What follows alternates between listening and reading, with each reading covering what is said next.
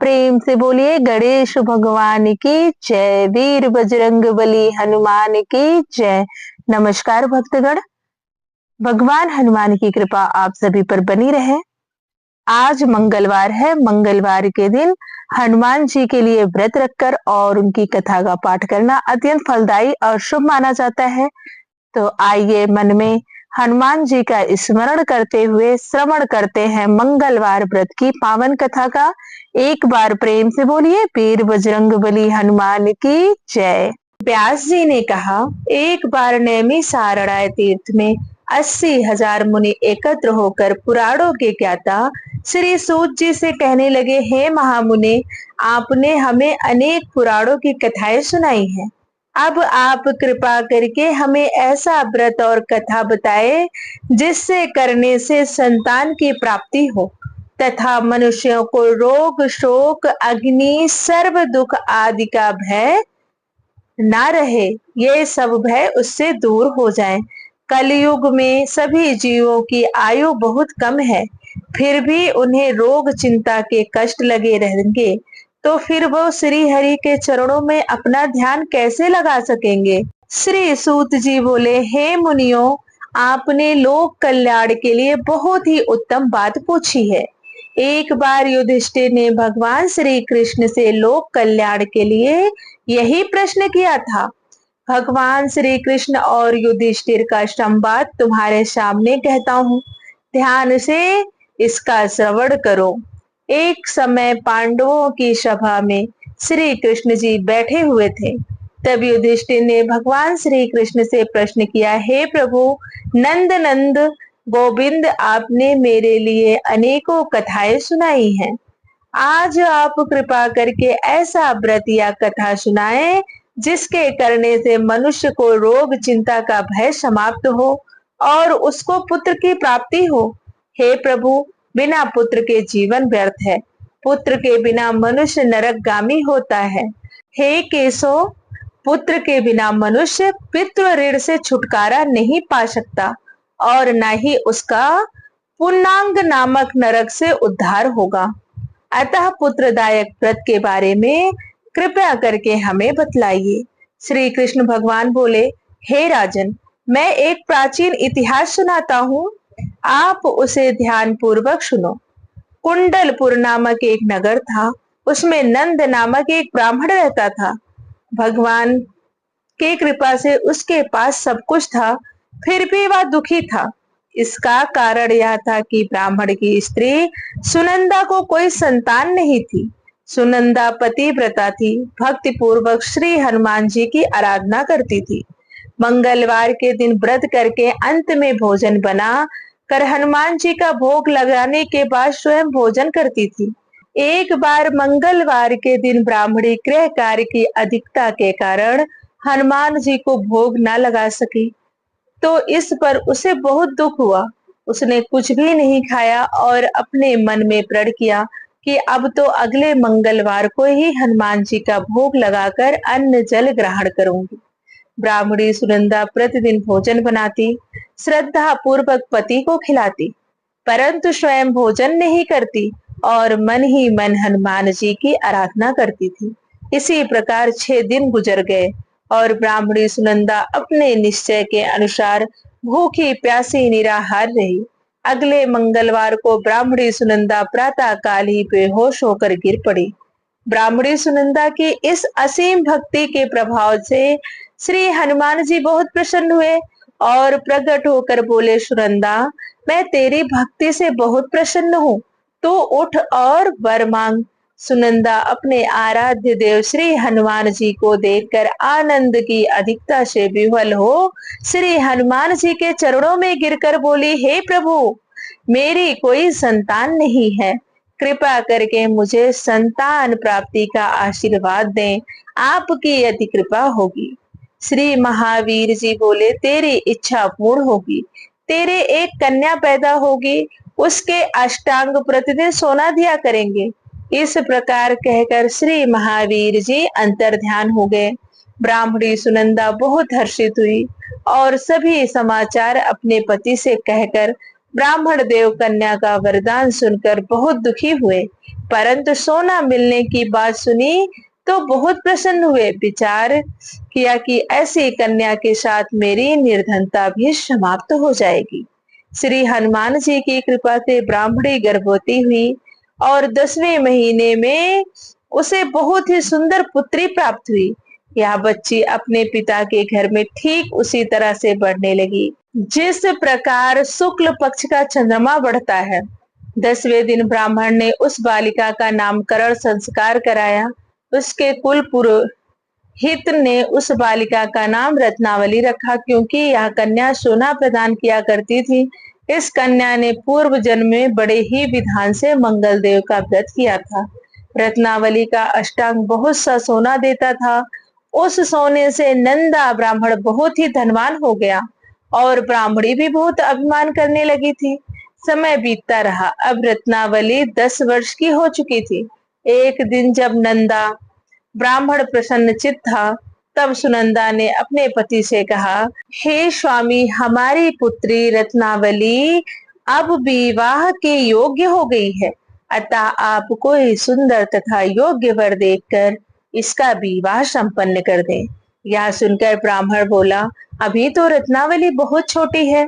तब ब्राह्मणी बोली, शास्त्रों की आज्ञा है कि कन्या 8वें वर्ष में गौरी, 9 वर्ष में राहिणी, 10वें वर्ष में कन्या, इसके पश्चात रजस्वला हो जाती है। गौरी के दान से पाताल लोक की प्राप्ति होती है, राहिणी के दान से बैकुंठ लोक की प्राप्ति होती है, कन्या के दान से इंद्रलोक में सुखों की प्राप्ति होती है। और स्वामी, अगर रजस्वला का दान किया जाता है तो घोर नरक की प्राप्ति होती है। अपनी पत्नी के मुख से यह बात सुनकर ब्राह्मण बोला, अभी तो रत्नावली मात्र 10 वर्ष की हुई है और मैंने तो 16-16 साल की कन्याओं के विवाह कराए हैं, अभी जल्दी क्या है। तब ब्राह्मणी सुनंदा बोली, आपको तो लोभ अधिक लगता है।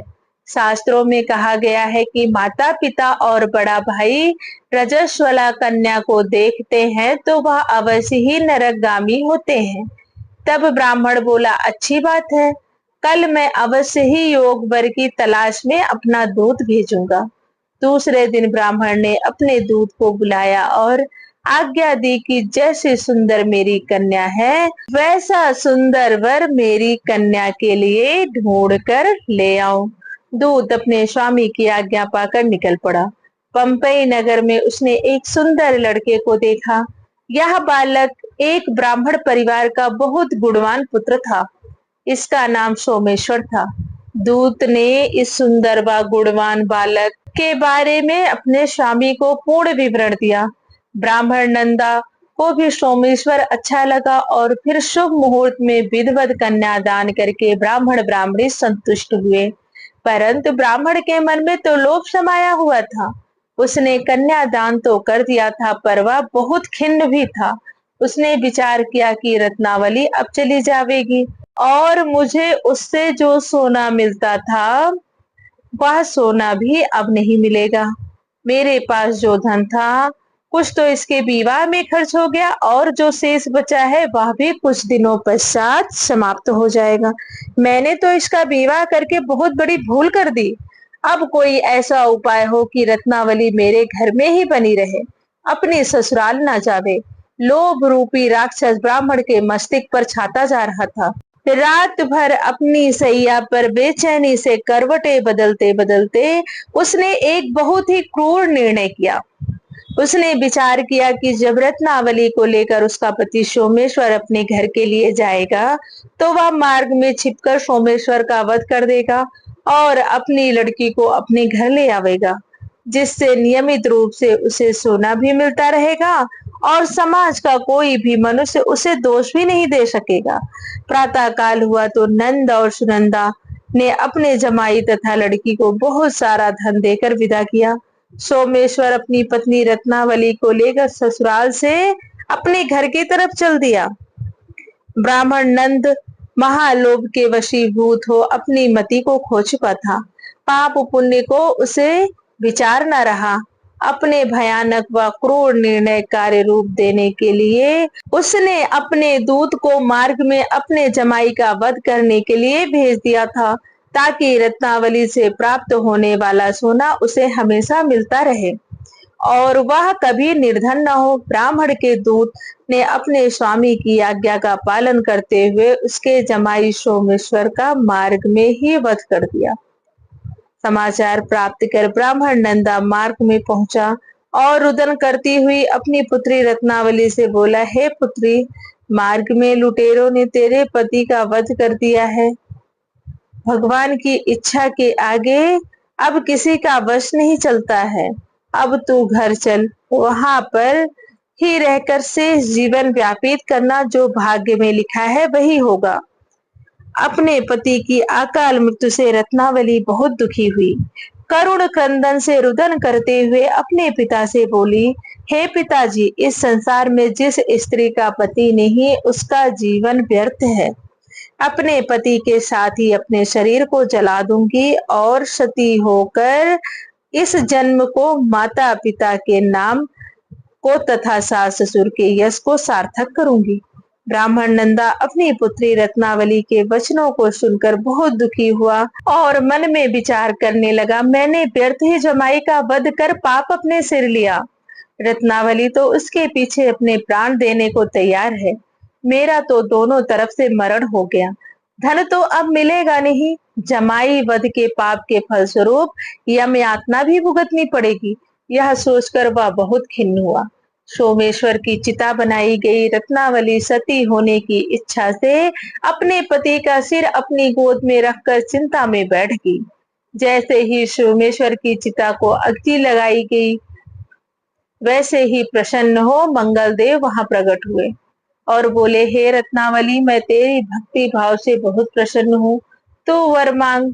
मंगलदेव बोले, रत्नावली, तेरा पति अजर अमर है, यह महाविद्वान भी होगा और इसके अतिरिक्त तेरी जो इच्छा हो वह वर मांगो। तब रत्नावली बोली, हे ग्रहों के स्वामी, यदि आप मुझ पर प्रसन्न हैं तो मुझे यह वरदान दीजिए कि जो भी मनुष्य मंगलवार के दिन प्रातः काल लाल पुष्प लाल चंदन से पूजा करके आपका स्मरण करे, उसको रोग व्याधि ना हो, स्वजनों का कभी वियोग ना हो, सर्प अग्नि तथा शत्रुओं का भय न रहे। जो स्त्री मंगलवार का व्रत करे वह कभी विधवा न हो। मंगलदेव तथास्तु कहकर अंतर ध्यान हो गए। सोमेश्वर मंगलदेव की कृपा से जीवित हो उठा। रत्नावली अपने पति को पुनः प्राप्त कर बहुत प्रसन्न हुई और मंगलदेव का व्रत प्रत्येक मंगलवार को करके व्रत राज और मंगलदेव की कृपा से इस लोक में सुख ऐश्वर्य को भोगते हुए अंत में अपने पति के साथ स्वर्गलोक को गई। प्रेम से बोले वीर बजरंग बली हनुमान की जय, मंगल देव की जय। दोस्तों, यह थी मंगलवार व्रत की पावन कथा। अगर आपने कथा का श्रवण किया है तो कमेंट में वीर बजरंग बली हनुमान की जय लिखना ना भूलें। और अगर आपको कथा अच्छी लगी हो तो प्लीज वीडियो को लाइक करें, शेयर करें और चैनल को जरूर सब्सक्राइब कर लें ताकि सभी व्रत त्योहारों की कथा आपको आसानी से मिल सके। वीडियो के अंत तक बने रहने के लिए धन्यवाद। राधे राधे, जय माता दी।